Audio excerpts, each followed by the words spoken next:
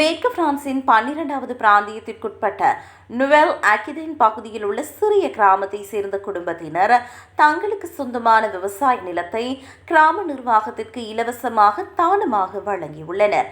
பல ஆண்டுகளாக பயன்படுத்தப்படாமல் இருந்த இந்த நிலத்தை விற்பனை செய்யாமல் கிராம மக்கள் அனைவரும் பயன்படுத்தும் வகையில் பொதுவான பழத்தோட்டமாக மாற்ற வேண்டும் என்ற நிபந்தனையுடன் நிலத்தை வழங்கியுள்ளனர்.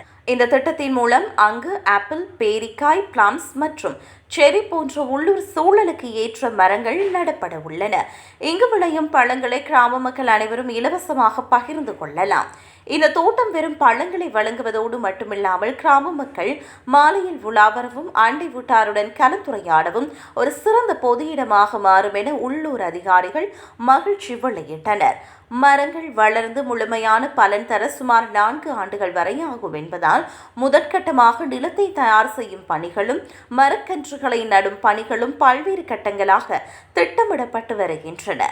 சுற்றுச்சூழல் விழிப்புணர்வு, பல்லுயிர் பெருக்கம் மற்றும் சமூக ஒற்றுமையை வளர்க்கும் நோக்கில் உருவாக்கப்படும் இந்த தோட்டம் கிராமப்புற மக்களின் வாழ்க்கை தரத்தை உயர்த்தும் ஒரு முன்மாதிரி திட்டமாக பார்க்கப்படுகிறது.